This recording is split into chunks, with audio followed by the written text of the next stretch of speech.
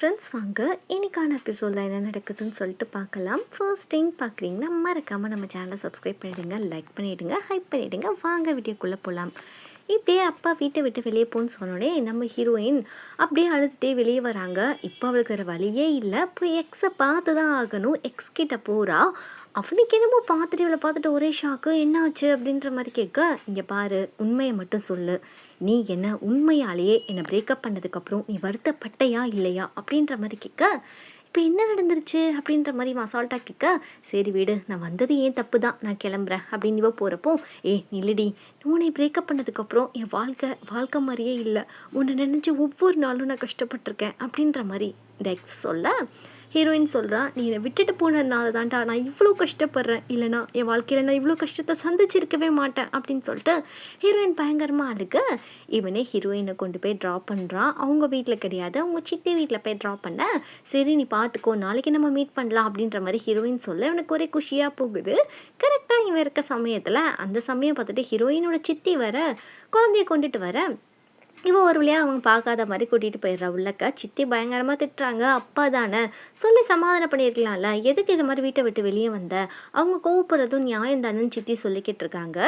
இப்படியே பண பிரச்சனையோட நம்ம ஹீரோயின் ஆஃபீஸ்க்கு போனால் இன்றைக்கி ஒரு முக்கியமான மீட்டிங். ஆனால் இவளால் கவனம் செலுத்தவே முடியல. ஹீரோ கிட்ட போயிட்டு இந்த மீட்டிங்கை நம்ம நாளைக்கு வச்சுக்கலாமா அப்படின்ற மாதிரி கேட்க, ஹீரோக்கெலாம் செம்ம காண்டாகுது. எப்போ பாரு ஆஃபீஸ் ஒர்க்கில் இவ கவனமே செலுத்த மாட்டேங்கிறான்னு சொல்லிட்டு கோவப்பட்டு நம்ம ஹீரோயின் ஒரு இடத்த கூட்டிகிட்டு போயிட்டு, ஏன் இப்போ பாரு சேடாக இருக்க, என்னோடய சோகத்தை மறைக்க நான் என்ன தெரியுமா செய்வேன் அப்படின்னு சொல்லிட்டு நம்ம ஹீரோ அவன் அந்த குட்டி ஏரோப்ளேன் மாதிரி பறக்கோடுவான் இல்லையா, அது பறக்க விட்டுட்டு வானத்தை பார்த்தா என் சோகமெல்லாம் கரைஞ்சி போயிடும் தெரியுமா, அப்படி ரிலாக்ஸாக இருக்கும் அப்படின்ற மாதிரி சொல்ல, ஹீரோயினும் கையை பார்த்து சிரிக்கிறா. அதுக்கப்புறம் நீ ஆப்ரேட் பண்ணுறியான்னு சொல்லிட்டு நம்ம ஹீரோவே ஹீரோயின் கையை பிடிச்சி ஆப்ரேட் பண்ண இந்த இடத்துல ரெண்டு பேருக்குமே காதல் உண்டாகுது. நம்ம ஹீரோயினும் ஹீரோ டச் பண்ணுறான்னு தெரிஞ்சே அக்செப்ட் பண்ணிக்கிறான். நம்ம ஹீரோக்கெலாம் அப்படியே ஒரு மாதிரியாக ஜாலியாக தான் இருக்குது. இதை நம்ம ஹீரோவோடைய ஃபியான்சி பார்த்துட்டு, ஓ கதை அப்படி போகுதா, உனக்கு இருக்கிடி ஹாரம் அப்படின்ற மாதிரி கோவப்படுறா. இந்த பக்கம் ஹீரோயினோட அம்மா என்ன பண்ணுறாங்கன்னா, ஹீரோயினோட பெஸ்ட் ஃப்ரெண்டை கூப்பிட்றாங்க. இவளும் அப்ராடில் ஹீரோயினோட படிச்சிருப்பா. அவள் குழந்தை பெற்றது லவ் பண்ணது எல்லாம் அவளுக்கு தெரியும். அதனால் கொஞ்சம் விசாரிக்கிறாங்க பையன் யார் என்னன்னு சொல்லிட்டு. இப்படி ஒரு பக்கம் பேசிகிட்டு இருக்கா. இந்த பக்கம் ஹீரோயின் குழந்தைய எடுத்துகிட்டு சரி வெளியே போகலாம் அப்படின்னு சொல்லிட்டு போயிட்டு இருக்காளா. கரெக்டாக எக்ஸ் வர வந்துடுறான் அந்த இடத்துக்கு. வந்தோடனே ஹீரோயினுக்கு கை கால் புரியல. என்னடா இது, இவன் வந்துட்டான்னு சொல்லிட்டு இவன் ஷாக்கில் இருக்க. இவன் வாயை நம்ம வெளியே போகலாம் அப்படின்ற மாதிரி கூப்பிட, சரி இவனும் குழந்தைய பார்க்கட்டும் அப்படின்னு சொல்லிட்டு இவனும் போயிடுற அந்த குழந்தைய தூக்கிட்டு. இவனும் அந்த குழந்தைய குறுன்னு பார்த்துட்டு இருக்கான். அந்த குழந்தை யாருன்னு சொல்லி கேட்டால், என்னோட ரிலேட்டிவ் குழந்தை, கொஞ்ச நேரம் என்னை பார்த்துக்க சொல்லியிருக்காங்க அப்படின்ற மாதிரி சொல்ல, இவன் வழக்கம் போல் ஆசை பேச்சுகள்லாம் பேசுகிறான். என்ன ஒரு தடவை வாய்ப்பு கொடுத்து பாரு ப்ளீஸ் அப்படின்னு சொல்லி கேட்குறான். ஹீரோயினுக்கு அப்படியே மனசெல்லாம் கரையுது. அப்படியே இந்த குழந்தைய பார்த்துட்டு இருக்குச்சு. குழந்தை டக்குன்னு அழுக ஆரம்பிச்சிடுது. அங்கே இருக்கிற எல்லாருக்கும் ஒரே டிஸ்டர்பன்ஸாக இருக்குது. இவன் திட்டுறான், எதுக்கு இந்த குழந்தை தூக்கிட்டு வந்த, குழந்தைய பெற தெரியுது, குழந்தைய கூட பார்த்துக்க தெரியலையா, இப்படி மற்றவங்கள்ட்ட விட்டுட்டு அவங்க அப்பா அம்மா ஊர் சுற்றுறாங்களே, கொஞ்சம் கூட அறிவில்லையான்னு சொல்ல, ஹீரோனுக்கு சடனாக ஒரு மாதிரி ஆகிடுது. இந்த குழந்தைய பார்த்துக்கிறியா, நான் கொஞ்சம் ரெஸ்ட் ரூம் போயிட்டு வரேன்னு சொல்ல, இவன் கண்டுக்கிறாம எடுத்து ஃபோன் பேசிகிட்டு இருக்கான். ஹீரோயினுக்கு வருதே கோவம். உடனே அந்த டேப்பில் காலி பண்ணிட்டு அவள் போயிடுறா. இவனுக்கு அவள் எங்கே போனா அப்படின்ற மாதிரி தான் இருக்குது. ஹீரோயினுக்கு ஒரு விஷயம் புரிஞ்சிருச்சு, இவனுக்கு குழந்தைங்க மேலே கொஞ்சம் கூட ஒரு கன்சர்னே இல்லைன்னு சொல்லிட்டு குழந்தைகிட்ட சொல்கிறான், இனிமேல் நீயும் நானும் மட்டும் இந்த வாழ்க்கையில் இருந்தால் போதும், உனக்கு அப்பா தேவையில்லைன்னு சொல்லிட்டு இருக்கா. இந்த பக்கம் அந்த ஃபியான்சி பொண்ணு ஹீரோவுடைய சித்திக்கிட்ட போட்டு கொடுக்குறா. ஹீரோவுக்கும் ஹீரோயினுக்கும் ஏதோ போகுதுன்னு சொல்லிட்டு அவங்க அம்மா வேற ஒரு பக்கம் காண்டாக, இந்த பக்கம் ஹீரோயினுக்கு ஏதாவது ஏரோப்ளேன் கொடுக்கலான்னு சொல்லிட்டு பிளான் பண்ணிகிட்டு இருக்கான். இப்போ நம்ம ஹீரோயின் ஆஃபீஸில் இருக்கிறப்போ ஹீரோ ஒரு ஏரோப்ளேன் எடுத்துகிட்டு வரான். ஹீரோயின் குழந்தைக்கு ஏதோ உடம்பு சரியில்லைன்னு சொல்லிட்டு ரொம்ப சோகமாக பேசிகிட்டு இருக்கா. அந்த பொண்ணுக்கு எப்போ பாரு சோகம்தான் அப்படின்னு சொல்லிட்டு ஹீரோ நினச்சிட்டு இருக்க. அந்த ஏரோப்ளேனை வச்சுக்கோ அப்படின்ற மாதிரி சொல்ல, ஹீரோயின் வேண்டாம், இதுதான் நீங்கள் ரொம்ப காஸ்ட்லின்னு சொன்னீங்க இல்லையா, என்னால் இதை அஃபோர்ட் பண்ண முடியாது, வேண்டாங்க அப்படின்னு சொல்ல, பரவாயில்ல நீ காசெல்லாம் கொடுக்க வேணாம், வச்சுக்கோ, நீ ரிலாக்ஸாக இருந்தால் போதும்னு சொல்ல, அவள் வேணாம்னு சொல்லிட்டு போகிறப்போ ஹீரோக்கு ஏன் இந்த பொண்ணு இப்படி இருக்கான்ற மாதிரி ரொம்ப ஃபீல் பண்ணுறான். இப்படி நம்ம ஹீரோயினோட அம்மாவை ஹீரோவுடைய சித்தி கூப்பிட்ருக்காங்க பேசுகிறதுக்கு. அவங்க அப்படி பேச்சு கொடுத்துட்டு கடைசியாக நம்ம ஹீரோயினோட பாயிண்ட்டுக்கு தான் வராங்க. உங்கள் பொண்ணு யாரையாவது லவ் பண்ணுறாளா அப்படின்ற மாதிரி கேட்க, இந்த அம்மாவுக்கு கொஞ்சம் ஷாக்காக இருக்குது. இல்லைங்க, லவ் எல்லாம் பண்ணலைன்னு சொல்ல, சரி நான் எதுவும் உங்கள் பொண்ணுக்கு மாப்பிள்ளை கீப்பில் பார்க்கவான்னு இந்த அம்மா கேட்குறாங்க. ஏன்னா எப்படியும் நம்ம வீட்டு பையனை கோர்த்துட்டு போயிடக்கூடாதுன்னு சொல்லி பார்க்க, அவங்க இப்போதைக்கு என் பொண்ணுக்கு கல்யாணத்தில் இன்ட்ரெஸ்ட் கிடையாது, நாங்கள் கொஞ்ச நாள் கழித்து தான் கல்யாணம் பண்ணலான்னு இருக்கோன்ற மாதிரி அந்த அம்மா சொல்லிடுறாங்க ஹீரோயினோட அம்மா. இப்படி ஒரு பக்கம் இருக்குது. இந்த பக்கம் நம்மளுடைய பிலிப்ஸ் என்ன பண்ணுறான்னா, ஹீரோயினுக்கு வந்து ப்ரப்போஸ் பண்ணுறதுக்காக ஒரு செயின் ஒன்று வாங்கிட்டு டேரெக்டாக அவளை கூப்பிட்டா வரமாட்டா இல்லையா? ஹீரோவோட அப்பா கிட்ட போயிட்டு ப்ராஜெக்ட் பற்றி பேசணும், ஹாரம் வந்து என் கூட அனுப்பி விடுங்க வெளியே, நாங்கள் ப்ராஜெக்ட் பற்றி பேச போகிறோன்னு சொல்ல டேரெக்டாக வந்து ஒரு ஒரு சேர்மேனே வந்துட்டு அவர் கூட போமா போய் டிஸ்கஸ் பண்ணுன்னு சொல்கிறப்ப அவளால் என்ன செய்ய முடியும்? அவள் போய் பேசுகிறா. இவனும் அப்ரோச் பண்ணுறான். அவளுக்கு சுத்தமாக பிடிக்கல. இந்த மாதிரி கீழ்த்தனமான ஒரு ஒரு ட்ரிக்கெல்லாம் என்கிட்ட யூஸ் பண்ணாத, உனக்கு வந்து ஒழுங்காக பேசினா பேசு பிஸ்னஸை பற்றி, இல்லைன்னா பேச தேவையில்லை அப்படின்னு சொல்லிட்டு இந்த பிள்ளை எந்திரிச்சு போக அந்த சமயத்தில் இந்த ஃபியான்சி பொண்ணு வேற பார்க்குறா. என்னடா இவ எல்லார்கிட்டையும் இவ பேசிகிட்டு இருக்காளே, எல்லா பசங்களும் இவ பின்னாடி சுற்றிட்டு இருக்காங்கன்ற மாதிரி பார்க்க இவ ஒரு வணக்கத்தை போட ஆல்ரெடி இவங்க 2 பேர் மீட் பண்ணியிருப்பாங்களே, பிலிப்ஸும் ஃபியான்சியும். அவங்க 2 பேர் பேசிகிட்டு இருக்காங்க. இப்போ ஹீரோயின் கிட்ட வந்து நம்ம பிலிப்ஸ் அந்த கிஃப்ட்டை கொடுக்க ஹீரோயின் வந்து இக்னோர் பண்ணிட்டு போகிறா. இதில் பிலிப்ஸ்க்கு ரொம்ப அவமானமாக இருக்கு. ஓ அப்படி போதும் ரூட்டு, என் ஆளும் கேட்குது உனக்கு இவனும் கேட்குதான்ற மாதிரி தப்பு தப்பாக புரிஞ்சுட்டு ஹீரோயின் மேலே இன்னும் காண்டாக்க இந்த பக்கம் ஹீரோவோட தம்பியும் இந்த பாய் பேர் சப்பி பாய்னு வச்சுக்கலாம், இவங்க 2 பேரும் போயிட்டு இருக்காங்க. அப்போ வந்து அவங்க அண்ணனோட வீடு பக்கத்தில் தான் இருக்குன்னு சொல்லிட்டு ஹீரோவோட தம்பி அவனோட ஃப்ளாட்டுக்கு வந்து சப்பி பாயை கூட்டிகிட்டு வரான். அப்படி இருக்கிறப்போ ஹீரோ வந்து திட்டுறான், எதுக்கு உங்கள் வீட்டுக்கு போய் எதுக்கு என் வீட்டுக்கு வரேன்னு சொல்லிட்டு இந்த சப்பி பாய் திட்டுறான். இது மாதிரி என்ன நீங்கள் சின்ன பசங்க கிட்ட இப்படி தான் பேசுவீங்களா?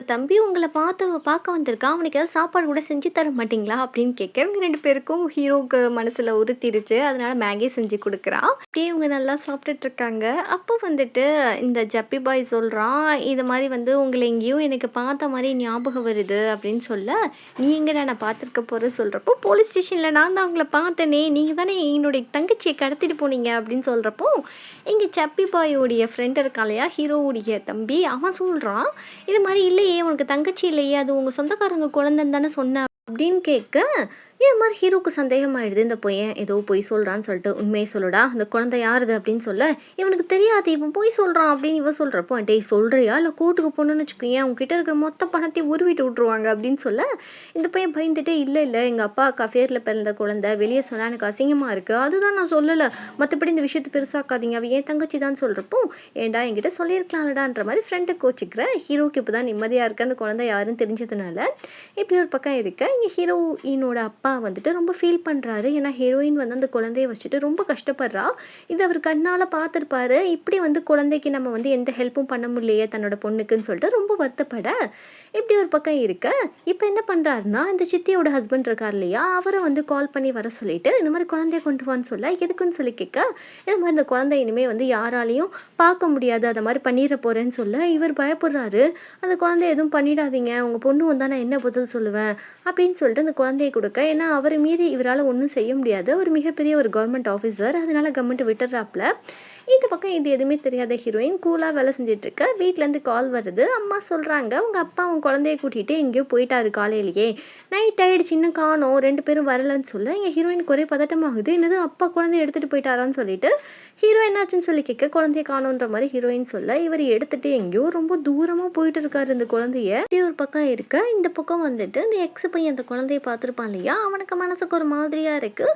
அந்த குழந்தைய அவள் வச்சிருக்கானா, ஒருவேளை அது ஏன் குழந்தையா இருக்குமோ அப்படின்ற மாதிரி சொல்ல, இது ஹீரோவுடைய லாயர், அப்படி இருக்க வாய்ப்பே கிடையாது, நீங்கள் ஏன் வந்து ரொம்ப குழம்புறீங்க, உங்களுக்கும் அந்த குழந்தைக்கு சம்மந்தம் இருக்காது இந்த லாயர் சொல்லிட்டு இருக்கான். ஹீரோவுடைய அப்பாவும் அந்த சித்தியோடைய ஹஸ்பண்டும் பேசியிருப்பாங்க இல்லையா அந்த குழந்தைய பற்றி ஒரு நாள் பாரில். அதில் ஒருத்தர் கேட்டுட்டு இருந்திருப்பார் இல்லையா, அவருக்கு அலசல் புலசெல்லாம் அந்த குழந்தைய பற்றி ஏதோ தெரிஞ்சிருக்கு இவருக்கு. மிஸ்டர் போஸ்டில் அவர் இருக்காரு, அவரை டவுன் பண்ணுறதுக்காக வந்து இவன் என்ன சொல்கிறான்னா, இவரும் கொஞ்சம் பெரிய ஆள் தான் போல இருக்குது, உங்களுக்கு அந்த ஆப்பர்ச்சுனிட்டி வாங்கி தரேன், அவர் வாழ்க்கைக்குள்ளே ஏதோ இஷ்யூ போகுது, அது வெளியே கொண்டு வந்தால் நீங்கள் வந்து மினிஸ்டர் ஆகிறதுக்கான எல்லா வாய்ப்புமே இருக்குது அப்படின்ற மாதிரி சொல்கிறாங்க. ஏன்னா ஹீரோயினோட அப்பா பேக்ரவுண்ட் ரொம்ப கிளியராக இருந்திருக்கும், ஒரு தப்பு கூட லைஃப்பில் பண்ணியிருந்திருக்க மாட்டார் பெருசாக.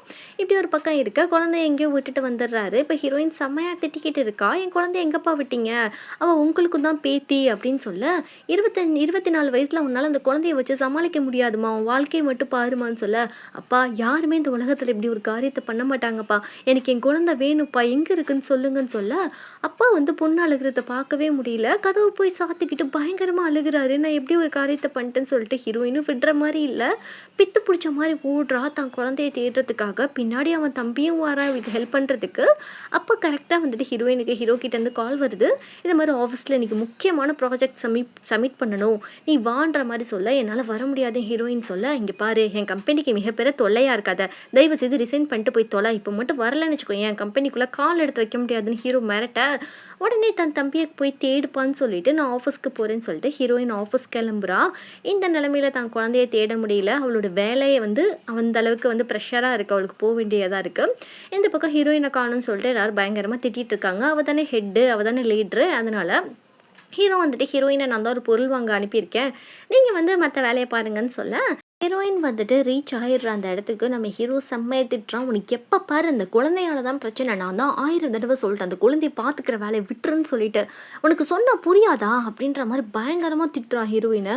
அவளால் ஒன்றுமே பேச முடியல. சரி சார், நான் என் ஒர்க்கை நல்லபடியாக இன்றைக்கி முடிப்பேன்ற மாதிரி சொல்லிட்டு அவள் கான்ஃபரன்ஸ் ரூமுக்கு போகிறா. மீட்டிங்காக எல்லாருமே ரெடியாக இருக்காங்க. இன்றைக்கி இந்த மாம் அண்ட் டாட்டருடைய ஸ்பெஷல் ட்ரெஸ் தான் வந்து இவங்க வந்து எக்ஸ்பிளைன் பண்ணிகிட்டு இருக்காங்க. இதை ஹீரோயின் தான் எல்லாமே எடுத்து பண்ணிக்கிட்டு இருக்கா. இது மாதிரி அவள் முறைச்சி பார்க்குறா ஃபியான்சி, இன்றைக்கி என்ன பண்ணுறான்னு பார்ப்போம் இவ அப்படின்ற மாதிரி. நம்ம ஹீரோயினுக்கு அழுகையாக வருது. இருந்தாலும் கரெக்டாக வந்து நல்லா பேசி ப்ரெசன்டேஷன்லாம் சூப்பராக பண்ணிடுறா. ஒரு பக்கம் வந்து நம்ம ஹீரோயினோட குழந்தைய ஒரு ஆர்ஃபனேஜில் தெரிஞ்சவங்க கிட்ட தான் அவங்க அப்பா விட்டுட்டு வந்திருக்காரு. அவங்க வந்து குழந்தை அழுதுகிட்டே இருக்குன்னு சொல்லிட்டு ஏதோ இன்ஃபர்மேஷன் கேட்கறதுக்காக அந்த ஹீரோயின் அப்பா ஃபோனுக்கு கால் அடிக்க இவங்க அம்மா தான் எடுக்கிறாங்க. ஸோ அதனால குழந்தை எங்கே இருக்குன்னு தெரிஞ்சிருச்சு ஹீரோயின் அம்மாவுக்கு. இப்போ வந்துட்டு ஹீரோயினோட அப்பா வந்து தான் பண்ணதை நினச்சி கில்ட்டியாக இருக்காரு. இவங்க வந்து பயங்கரமாக திட்டுறாங்க.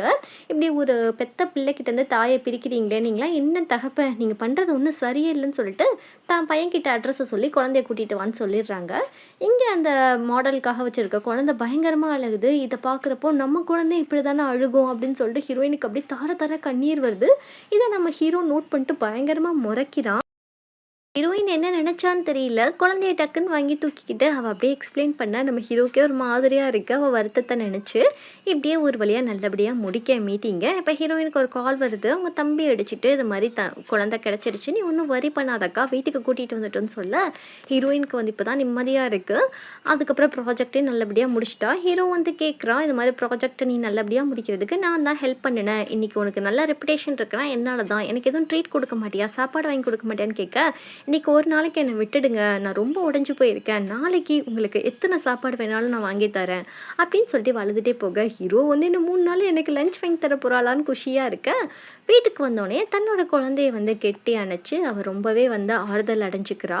இப்படி இருந்துட்டு இனிமேல் இந்த வீட்டில் நான் இருக்கவே மாட்டேம்மா, உங்களுக்கு தொந்தரவாதே பண்ண மாட்டேன்னு சொல்லிட்டு வீட்டை விட்டு வெளியே வர தன்னுடைய ஃப்ரெண்டை நம்பி தான் கொரியா வந்திருப்பா ஹீரோயின். இப்போ ஃப்ரெண்டு வந்ததுனால ஃப்ரெண்டு வீட்டுக்கு போக அப்படியே வந்து அந்த குழந்தைய பார்த்துட்டு இனிமேல் நீ நான் மட்டும்தான் இந்த உலகம், வேறு யாரும் கிடையாது நம்மளுக்கு அப்படின்னு நினச்சிட்டு இருக்கச்ச இப்போ எக்ஸு வந்து கரெக்டாக அந்த பக்கம் கிராசிங்காக நிற்கிறான் சிக்னலில். அவன் வந்து ஹீரோயினோட ஃப்ரெண்டு கிராஸ் பண்ணுறப்போ பார்த்துடுறான். இவன் என்ன இங்கே பண்ணுறான் அப்படின்னு சொல்லிட்டு இவ கூட பேச்சு கொடுக்கறதுக்காக இறங்கி போகிறான் பாருங்க. அப்போ ஹீரோயின் வந்து குழந்தைய வச்சுட்டு நிற்கிறா அவ கூட.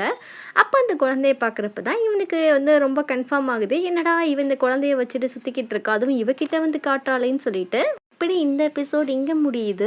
இந்த ட்ராமாவில் நிறைய ட்விஸ்ட் அண்ட் டர்ன்ஸ் வரும். எக்ஸுக்கு தெரிஞ்சிரும் தன்னோட குழந்தைன்னு, ஹீரோவுக்கும் தெரிஞ்சிரும் இது ஹீரோயினோட குழந்தைன்னு சொல்லிட்டு. அப்படி இருந்துமே நம்ம ஹீரோயின் அவ்வளோ டீப்பாக லவ் பண்ணுவான்.